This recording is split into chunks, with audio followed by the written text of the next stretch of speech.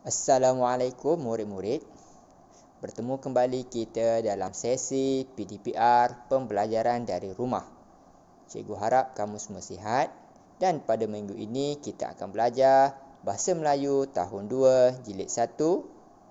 Pastikan kamu semua sudah mempunyai buku teks di hadapan kamu serta buku aktiviti untuk kita menjalankan pembelajaran pada minggu ini.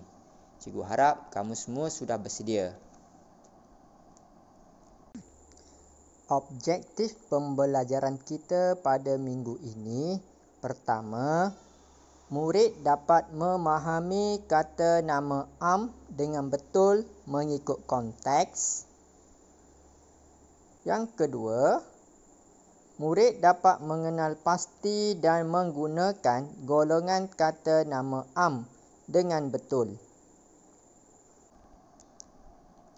Baiklah murid-murid, hari ini kita akan belajar berkaitan dengan kata nama am. Kata nama am merujuk benda, manusia, tempat dan haiwan secara umum. Contoh, benda, buku, kerusi. Manusia, guru, budak. Tempat, rumah, taman, sekolah. Haiwan, ayam, harimau. Itu adalah kata nama am. Nanti kita akan perjelaskan dalam sesi pembelajaran pada hari ini. Baiklah murid-murid, pada minggu lepas kita dah belajar cara-cara membuat kek. Jadi tujuan mereka membuat kek adalah untuk membuat satu kejutan untuk ibu mereka sempena menyambut hari lahir ibu mereka.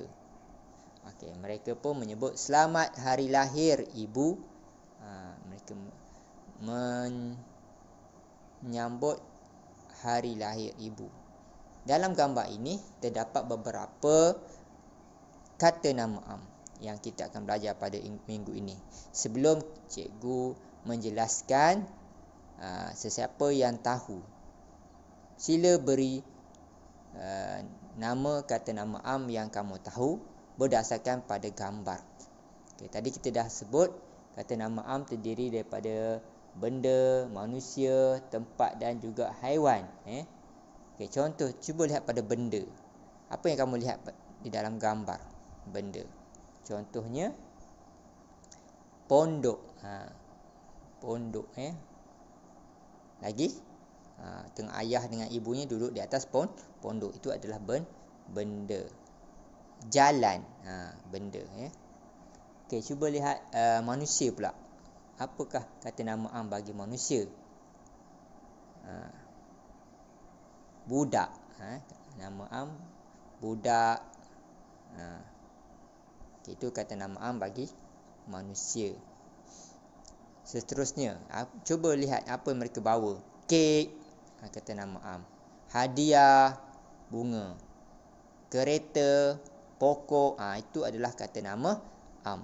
Baiklah, kita akan belajar lebih mendalam lagi ya. Baiklah murid-murid, mari kita baca teks ini bersama-sama. Di dalam teks ini terdapat kata nama am. Cikgu harap kamu dapat memahami, mengenal pasti dan dapat mencari kata nama am yang terdapat di dalam teks yang akan kita bacakan sebentar nanti. Mari kita baca sama-sama. Kejutan untuk ibu. Hani memberikan arahan kepada adik-adiknya, Amin, Hana dan Amar. Sedia, 1, 2, 3. Selamat hari lahir ibu, kata mereka. Mereka berjalan perlahan-lahan ke arah ibu dan ayah. Mereka membawa kek, bunga dan hadiah. Haiwan peliharaan mereka kucing dan arnab turut mengekori mereka. Puan Yasmin berasa terkejut. Beliau tidak menyangka bahawa anak-anaknya ingat akan hari lahirnya. Beliau sungguh terharu dan gembira. Baiklah murid-murid, sekarang mari kita ulang sekali lagi kata nama am yang telah kita senaraikan sebentar tadi. Kamu boleh sebut bersama-sama dengan cikgu ya. Okay, yang pertama, kata nama am yang kita jumpa di dalam gambar dan juga di dalam teks yang telah kita baca iaitu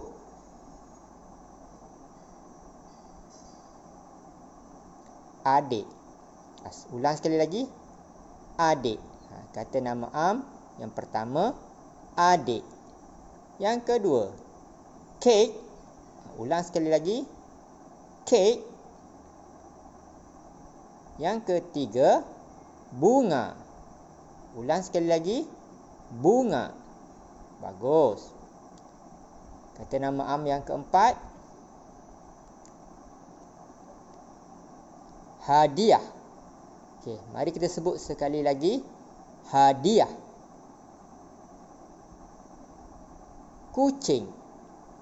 Ulang sekali lagi. Kucing. Arnab. Sekali lagi. Arnab. Anak.